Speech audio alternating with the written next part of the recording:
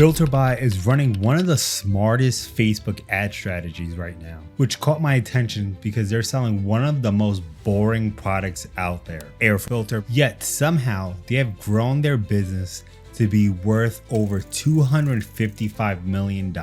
And when a company reaches that amount of scale, selling a product that customers rarely think about, I want to know, how are they actually getting people to care? So I went through their ads, their landing page, and throughout their entire buyer's journey to see what exactly are they doing differently. I expected to see some clever tactic or a hidden growth hack, but the more I looked into it, the more I realized their growth wasn't built around making their product sounding more exciting. It came down to how well they understood their customer before the sale ever happened. So in today's video, we're going to be breaking down Filterbuy's Facebook ads, their funnel, and the psychology behind why this system works so well. Hi, I'm Dennis Lagares with Haywire Marketing. We've helped branded manufacturers between $2 to $20 million a year build an ad system that generates consistent qualified leads every single month. The thing I found most interesting about Filterbuy is that they solved a problem that most manufacturers struggle with. How do you get people to care about a product that they normally wouldn't even think twice about? And most importantly,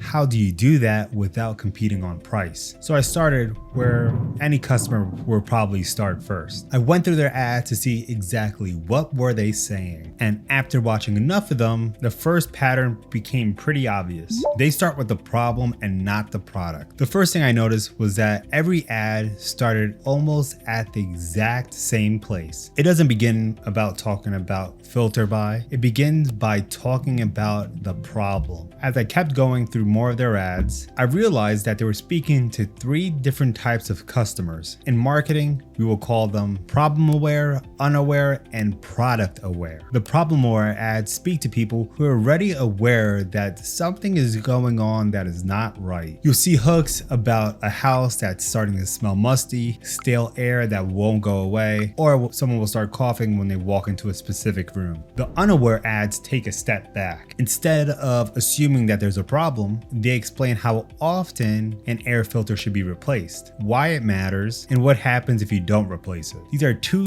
different conversations, but they all follow the same pattern. They make the problem feel important first. Only then they introduce Filterbuy as a solution. Once I noticed that, something else became obvious as well. You almost never hear them talk about better materials, better engineering, or why their filter is supposed to be the best on the market. The product isn't carrying the conversation, but the problem is. And I think that's why this works so well with a product that's such a commodity like this one. Your customers aren't going to wake up being excited to buy a filter, a fastener, or a packaging component, but they would absolutely pay attention if you show them the cause of ignoring that problem. And that is what makes the rest of the marketing strategy work. And once I understood that, I started paying less attention to what they were saying and more attention to how they were saying it. And that's when another pattern started to emerge. They kept changing the creative, but not the messaging. If you watch enough of their ads, you'll realize that the message hardly ever changes. They're still talking about the same problem and the same promises. But what changed is how that message was delivered. You see UGC videos, talking heads, product demos, static images, lifestyle content, and even meme style creatives. It's the same idea presented in a lot of different ways. That also tells you how they're using meta today. 5 or 6 years ago, you'll spend time trying to find the best audience. Now that creative does all that work for you. Filterbuy seems to understand that. So instead of chasing different audiences, they're feeding Meta more creative variations and letting the platform figure out what earns attention. That's a big reason why this system scales. Now, as I kept going through their ads, another thing became more obvious. The message stayed the same, but the people delivering it weren't the same. The person that's delivering this message matters. You see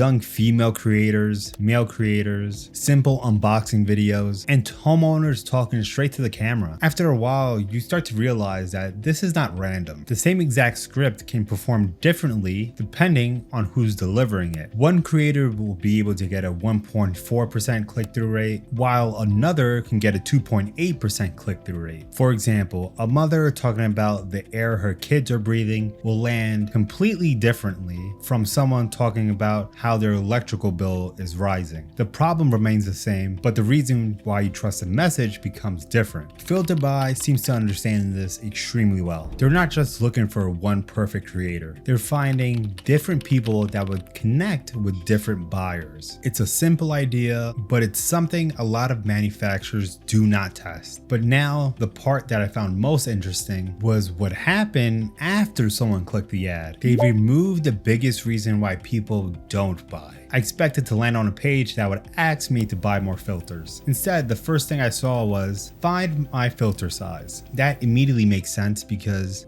buying an air filter isn't the hard part, but knowing which one fits your house is. And if you do not know that answer, it's very easy to push off that purchase to a later date. Filterbuy removes that problem before it ever asks you to purchase. Once you figure out the right size, choosing the product becomes so much easier. By that point, they've removed the biggest obstacle between you and purchasing their product. This is also where product ads fit into the picture. By now, they don't have to convince you that replacing your air filters matter. They just have to convince you that Filterbuy is the right company for you. This is why you start seeing things like 85,000 reviews, millions of customers, a 90-day performance guarantee, 24/7 customer support, and a discount on your first order. The conversation has now shifted from why should I replace this filter to why should I buy it from Filterbuy. Now that's a useful lesson for any manufacturer. Every business has one question or a point of confusion that completely stops that customer from purchasing. Find that obstacle and solve it first. The sale becomes so much easier after that. And there's one more thing that makes this whole system works. Air filters isn't something that you buy once and forget forever. You're going to need another one in a few months. So every customer is worth a lot more after that first purchase. That's why Filterbuy is able to afford so much into better creatives, a better buying experience, and a smoother funnel. Instead of trying to maximize one transaction, they're trying to build a customer who will keep coming back. Now to conclude, if I had to boil this down into a few practical takeaways for branded manufacturers, they'll be these. The first step is to stop talking about your product first. Talk about the problem your customer is already dealing with, because that's what's going to get their attention. The second one is to stop looking for that one perfect ad. Filterbuy is winning is because they're testing many different ways to tell the same story. The third is thinking about a little bit who's delivering your message. Sometimes changing the person on camera can provide a larger impact than changing the script itself. And finally, look for that one thing that will cause someone to hesitate before they buy. If you could remove that friction early, the rest of the buying process becomes so much easier. The good news is that none of this requires a massive budget. It requires paying a little bit more attention to